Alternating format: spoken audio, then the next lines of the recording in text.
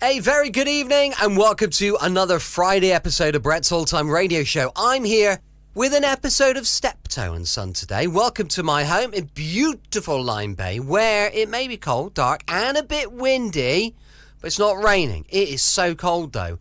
I jumped in my vehicle this morning to take the boys to school, and you have no idea. The temperature, minus 6.5. Minus 6.5! What's that all about? Right, listen, let's get warmed up. In front of the fire. I'll make you a quick cuppa. We'll have a little should we have a mince pie? Do you fancy a mince pie, or would you like a little bit of Stollen from Marks and Spencer? I think that Marks and Spencer's Stollen is top notch. So if you'd like a little Stollen, then fine. You're not having both, but you can have a Stollen or a mince pie. Have a think about it. And then we should be ready for another episode of Brett's All-Time Radio Show.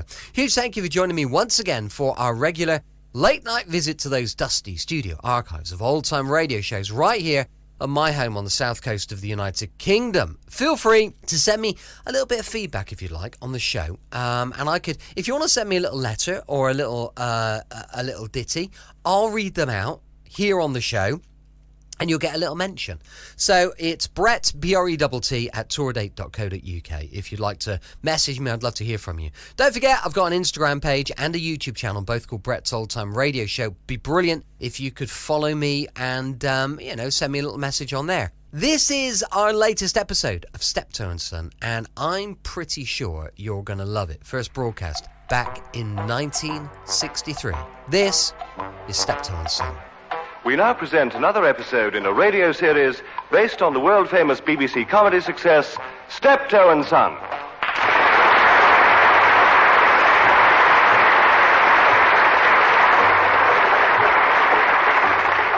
With Harry H. Corbett as Harold. Oh, God. I'll soon be time to get up. Face another day of that sneaky, conniving old twit. Why can't he act like a normal father? That's all I asked. He's holding me back all the time. I wants to travel. Yeah. I wants to see the dawn come up like thunder. I don't want to hear about it. I want to see the Taj Mahal and the Great Barrier Reef. Oh, the hanging gardens of Babylon. And all those little darlings on the beaches of Tahiti. Wriggling in their grass skirts. The old misery guts are just moan about his hay fever.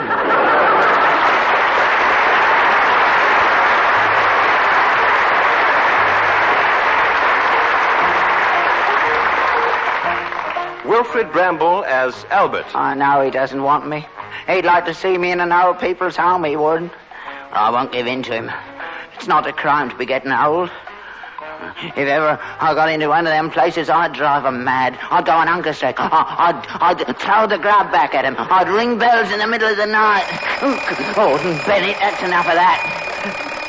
And, why he can't get himself up in the morning? He'd sleep to all hours if it weren't for me.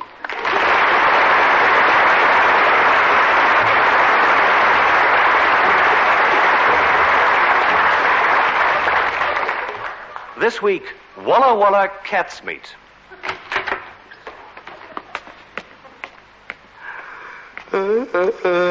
Girl, why's it always got to be me first up in the morning? Must have a fag wake me up proper. Now, where did I leave him? Oh, that's better.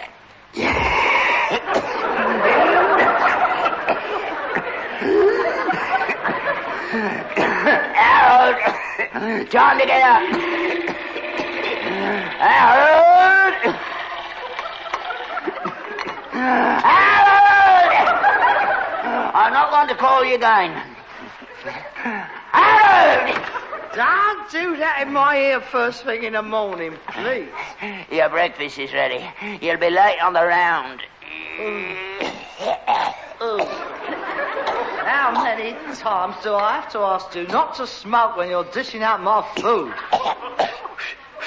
Look, I've got ash now all over my cereal. It's very difficult to remove little bits of ash with a spoon. Oh, God. But why don't you take that fag out of your mouth first thing in the morning? As soon as you wake up, you got a fag on. You know it makes you hawk your lungs up? Coughing and spluttering round the house. It's disgusting. I can't do without me fag in the morning. Sets me up for the day. If I should take a picture of you first thing in the morning and put it on the bronchitis adverts. If I had stopped from smoking. Where is the milk for my cornflakes? Oh, it's on the step. I forgot to bring it in. Then perhaps you would care to go out to the step and bring it in. And perhaps you would also care to bring in the newspaper and any correspondence that should have been put on my plate and ain't. This ain't the Savoy, you know. I ain't no butter. I ain't no Admiral Crichton waiting for you on your beck and call. Oh, don't bother. I'll do it myself. Same as everything else in this house. If you want anything done, do it yourself. I don't know. The kids of today. Honour thy father and thy mother. That's gone right up the spout, that has. Here's your milk. And I've got my paper. The Financial Times. Oh, hello. There. Hello. I see goals up again. Here, another threepence an ounce. Oh, I'm not surprised. Oh, it had to come. Milk, son? Don't shake it. I like the top of it on my cornflakes. Oh, look. The pound was steady in Paris. Oh, that's a good sign. Yeah, what do you want to bother with all that stuff for? Look, Dad, times has changed. I mean, you've got to study the market trends. I mean, there's no use collecting old mangles and gas stoves if there's going to be a world glut of iron, is there? Yeah. But if there's a shortage of anything, I mean, I want a yard full of it out there. Make some money for a change. We was caught with our trousers down at Suez, wasn't we? And we had nothing out there in the yard, nothing. We could have made a fortune. If you put the £2 a week you spend on that paper of yours into my football coupon, we'd stand more chance of making a fortune. Oh, if ever I get so desperate as to do the football pools, I certainly wouldn't do them on your coupon. How many draws came up last week? 27. 27. The record number of draws.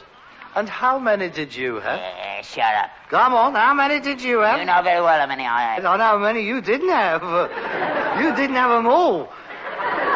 You must have been the only bloke in the country who didn't get a dividend. I'll get the pools up one day.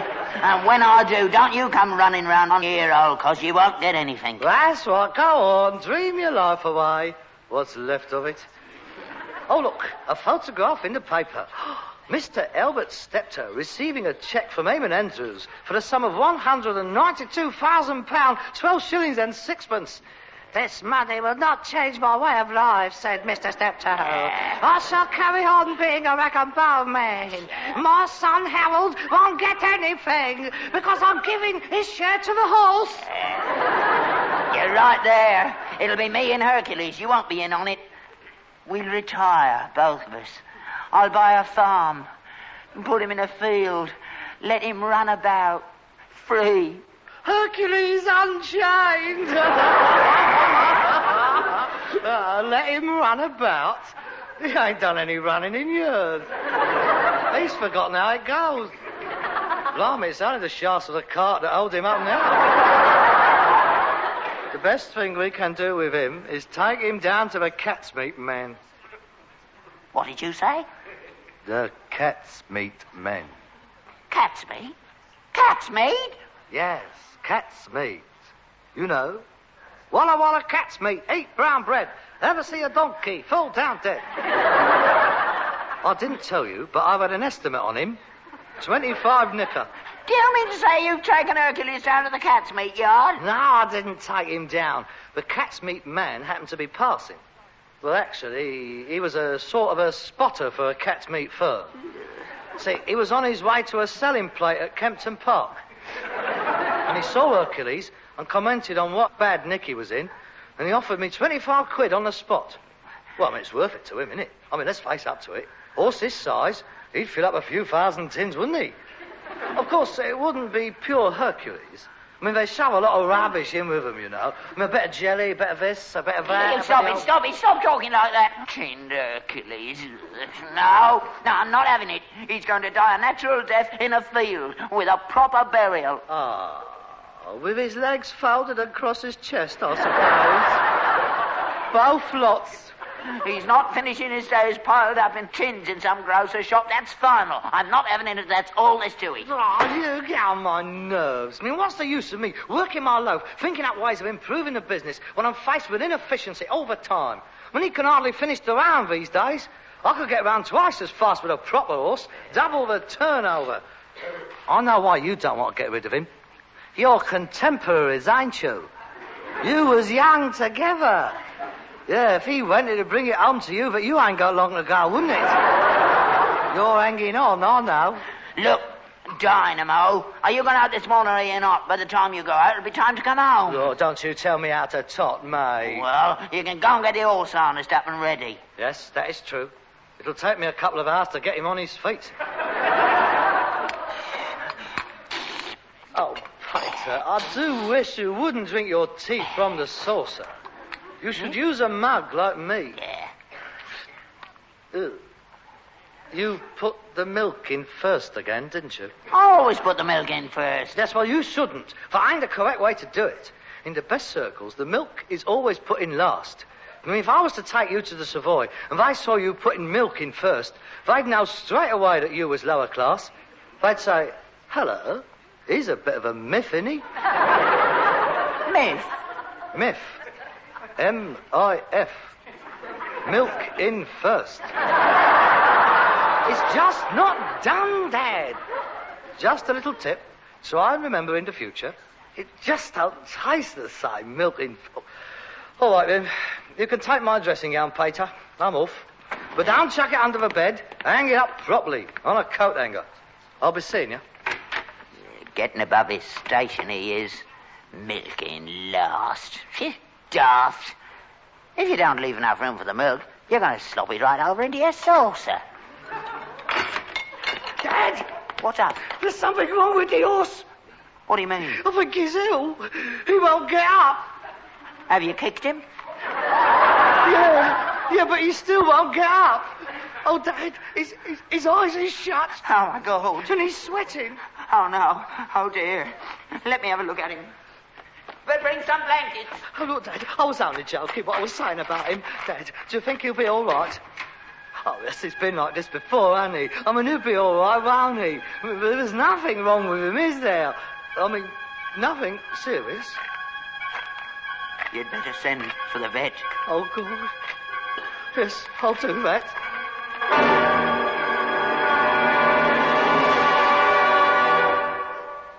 That vet's been in there long enough, hasn't he?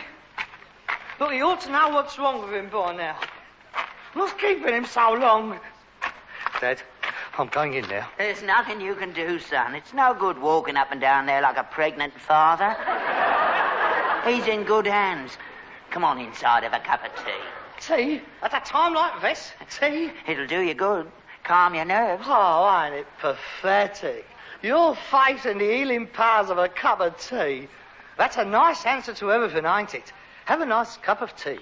The Englishman's panacea. Mother just died? Oh, what a shame. Have a cup of tea. Just been run over? Never mind, Dad. Have a cup of tea. I've been offered tea for disasters, funerals, operations, floods, wars, Dunkirk, the Blitz, piles, coronation, hunger marches, hysteria and insomnia. A nice mug of tea in one hand and thumbs up to the camera with the other. Britain can take it. Well, they can have it. Well, I'm sick and tired of being a cheerful, chirpy, cockney sparrow. I'm entitled to be as depressed and miserable as anybody else. So you can stick your cup of tea right back down the spout. Son. Look, you can do what you like. All I need is a brandy. Son. If anything happens to that horse, I shall be holding you personally responsible. Me? Yes, you. It's disgusting, the conditions that animals had to live under. When did you last clean the stable out? It's filthy dirty. I clean that stable out every day. I could eat me dinner off that floor in there. Well, maybe you could, but the horse won't. Don't you start accusing me. I love that horse. If it weren't for me, he would have been dead years ago. You never cared about him. You never thought of him as having feelings. All the things you said about him. Great clodhopper, you once called him. Oh. And he knew. Animals ain't daft, you know. They know when somebody don't like them. They can sense it. Oh, I've never done nothing against that horse. I've always treated him with respect. You never brushed him. When was he last brushed? When did you last brush over him? Oh, now, when I had him, I used to take him out. Yeah, that was a different tale. That horse was brushed every morning till he shone. You could see your face in him. And his tail was plaited like a young girl's hair, and 2 big rosettes over his ears. Look, I'd take him out to collect rags, mate, not to a perishing football match. And I looked after the cart. Fresh painted it was, with our name on it, all bright and shining. We looked a picture as we set out of the morning. Sat up there like a king, I did. Proud, that's what I was, proud. And Hercules was proud, too. He knew he looked good. His old neck arched up and his legs coming up like this. Proud and haughty. Both of us. Oh, God. The banner of Shepherd's Bush. Yeah, you can sneer. But it's not like that now, is it? He knows he's been neglected. That's what's wrong with him. He's pining. He feels all broken down. Ugly. He's lost the will to go on. You talk like he's had a nervous breakdown. Look, he's an horse, Dad, not a nutcase. I mean, what do you want me to do? Put him on a couch and have a chat with him every morning? And it ain't going to make no difference poncing him up. I mean, it's dangerous enough getting near him at 8 o'clock. I'm sure he'd be very pleased with me coming in at 6:30 in the morning with my brush comb and hair grips and start putting his hair up in curlers. I'd get hoof right up my kilt. You never cared for him, and now he's ill. Now, look, it's no use as us sitting here accusing each other. We've got a business to run, and we ain't got an horse. We're in stuck. But we can't afford to close down. Oh, Sue, I don't know what we're going to do. You'll just have to go out with the handcart, won't you? You're joking. Go out with the handcart in winter? Have you ever tried pushing that thing when there's stuff on it? You're a young man. What about my fibrositis in my shoulder? You never said nothing about no fibrositis. Well, I have now.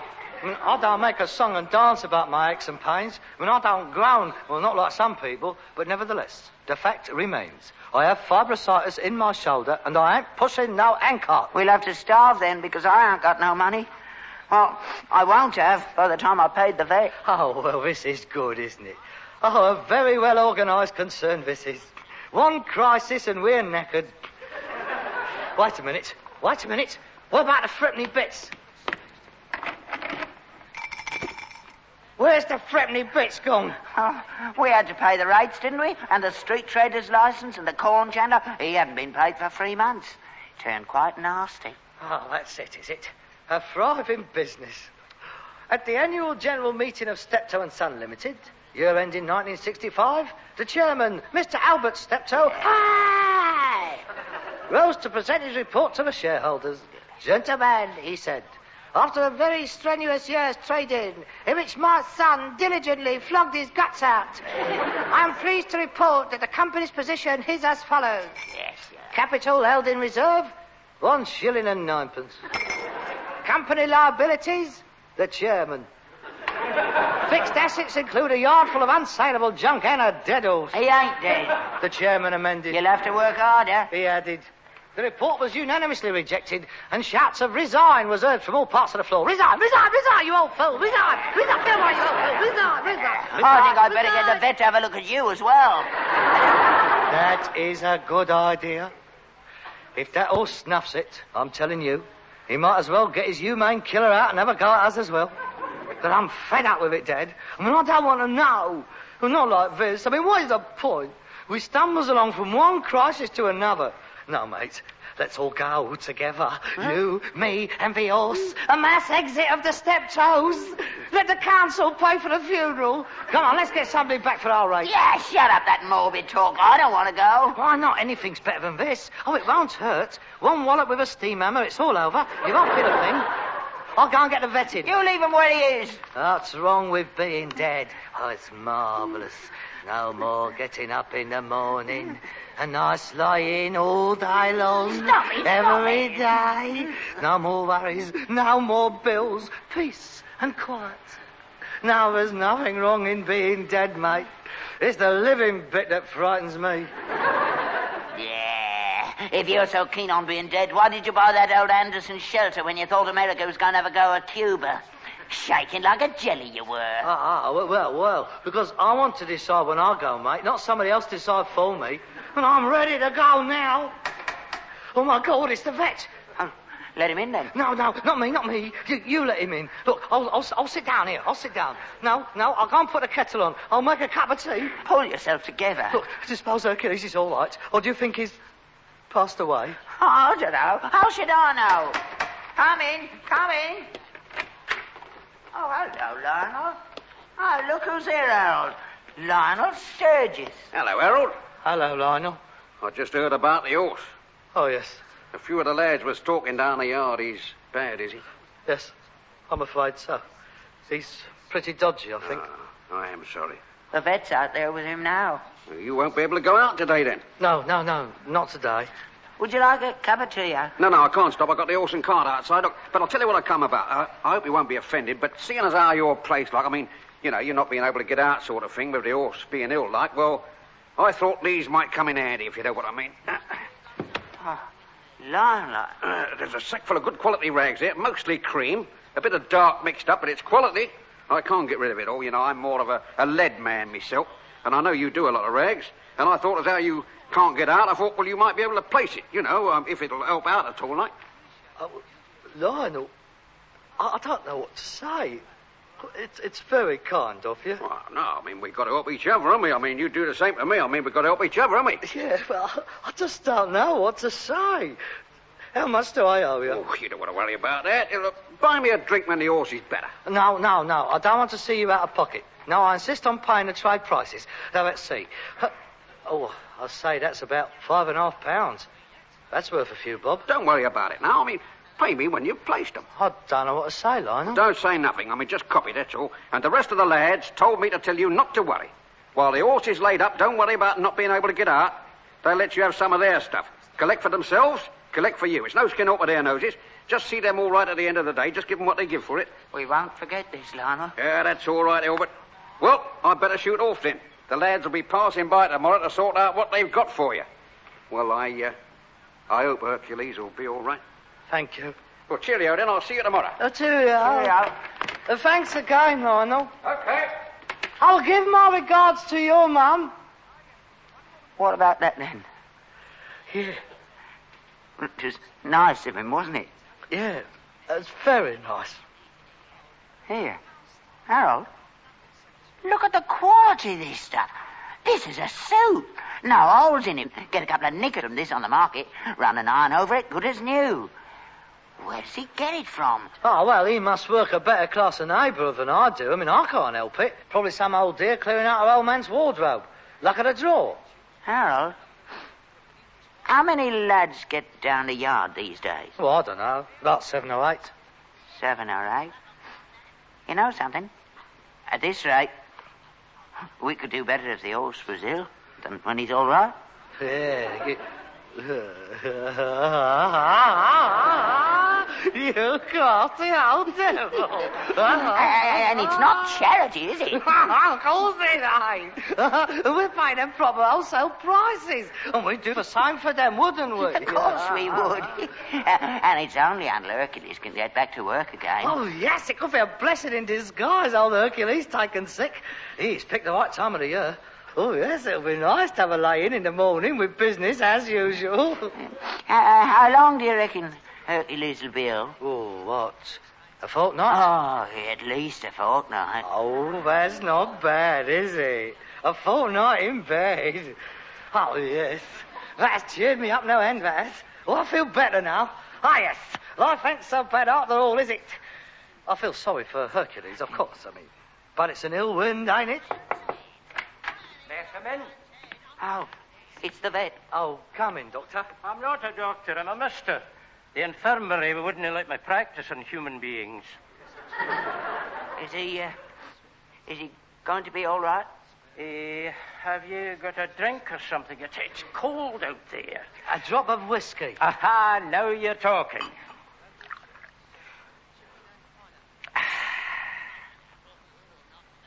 You want another? Oh, aye.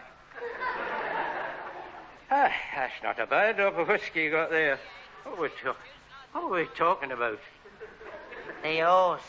Oh, aye, the horse. Is he going to die? Die? What are you talking about? There's nothing wrong with the beast. There isn't? Nothing wrong with him. He's tired, that's all. Tired? Yes, he's asleep out there. He probably couldn't get to sleep last night. He's exhausted. Oh, I've never heard of horses with insomnia before. Well, it happens to us, laddie. There's no reason why it shouldn't have happened to them. And that's all that's wrong with him. Aye, that's all. I thought you said he was sweating, Harold. He was soaked in it. That was rainwater. Look, Dad, I told you too many holes in that roof. He could have died of pneumonia. Well, he'll be all right in the morning. All he needs is a good night's sleep, and he'll be as right as ninepence. He will he? Tomorrow morning. Aye, ready to go back to work, strong as ever. Have another drink. Aye, I will. I was hoping you'd ask me. Look, I think that the horse ought to have a fortnight off. Complete rest. He's getting on, you see. We'd like to see him get properly better. There's nothing wrong with him now. Yes, well, we don't want to take any chances, do we, Nate? And we'd like you to pop in every day to keep a check on him. Oh, there's no need. I'm a very busy man. Well, we won't keep you long. Just pop by, leave the car outside. Look, there's plenty of whiskey here. Oh, well, don't mind that. Oh, and there's no need to put it around that there is nothing wrong with him, is there? I mean, to the other traders, you know, be non-committal if they asked you. You know, wheels within wheels, politics. Well, if I don't say anything, I can't lie, can I? Oh, there's the question of my calling fees, of course. We'll see you're all right. Well, I must say it's nice to see people who are fond of their animals. Aye, he's just like one of the family. Right, then, we'll look forward to seeing you tomorrow. Hey, right you are. I'd cover the hole up in the stable roof if I were you. Yes, we'll do that. Cheerio, then. See you tomorrow. Oh, blimey. Half a bottle gone. Greedy Scotch nit. Oh, well, Dad, I'm going to bed. I shall see you in the morning. Oh, unless the place is on fire, don't wake me up before 12, will you? This could be a very pleasant fortnight. To sleep, a chance to dream. Well, don't overdo it, son. We'll see what tomorrow'll bring.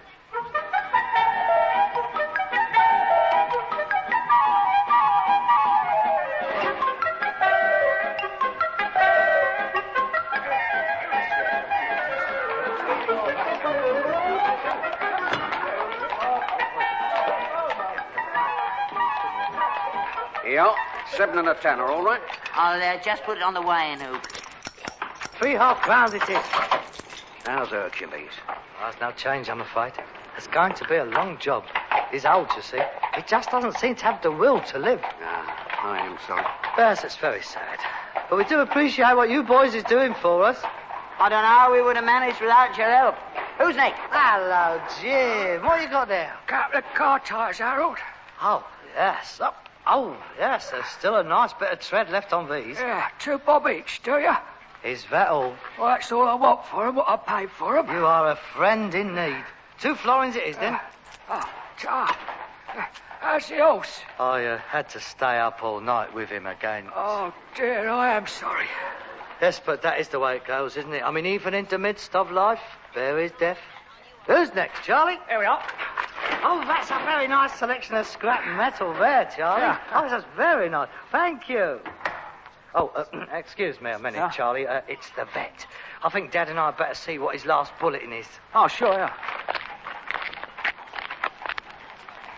How is he, Doctor? But I told you yesterday the animal's perfectly fit. There's nothing wrong with him. Yes, but I think we ought to keep our voices down. I mean, we don't want to disturb him. Look, he's in perfect condition. In fact, he's getting restless cooped up in there. He could do with some exercise. Yes. Well, I'll walk him round the streets tonight when it's dark. Look, here's your 10 bob. You know, you're wasting your money having me round every day. Look, I know what I'm doing. Now, you must excuse me. I've got business to transact. Look, you know where the whiskey is. Help yourself. Same time tomorrow. Dad, lash the doctor up. Can I? No, you can't. You keep off it. Come along with me, Doctor. Oh, I'm sorry to keep you waiting, Charlie. That's all right. What'd he say? He's getting worse. Oh. Oh, he's on the danger list. Can I pop in and see him? No. The doctor said no visitors. Oh, poor old devil. Yes, but there's nothing anyone can do now. I mean, it's up to him. All we can do is hope. Hey, what's that? That's probably his death throes. Ah. Look, how much for this lot? 10 bob. Very fair, half a bar. And the next place. Now, I'll put that mattress over there, Bert, will you? Claus, I'll be with you in a minute. Just hang on a minute. Dad, why don't you tie his legs up or something? Sit on him. Give him a sedative or something. Thank you all for kind of help us in our hour of trouble. And I shall be nailing a bulletin on the gate in the morning. Thank you.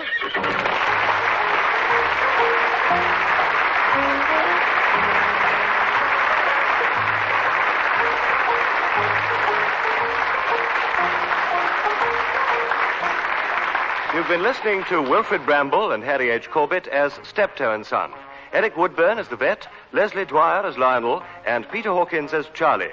Written by Ray Galton and Alan Simpson, adapted for radio by Gail Pedrick, and produced by Bobby J. Welcome back. Hope you enjoyed our latest episode of Steptoe and Son. We'll be bringing you another one of those next week. And don't forget, tomorrow we've got our brand new show. Yours truly, Johnny Dollar. And it is a belter. I promise you, you're going to absolutely love it. So tune in. Tomorrow we'll be going live from 5 o'clock p.m. GMT. And you can check out our very first episode of Yours Truly, Johnny Dollar. Also, you can email me, brett@tourdate.co.uk. I'd love to know your thoughts on the show. Thanks for listening. I'll be with you 7 days a week, each and every week. And I'll see you next time on Brett's Old Time Radio Show. Love you. Bye.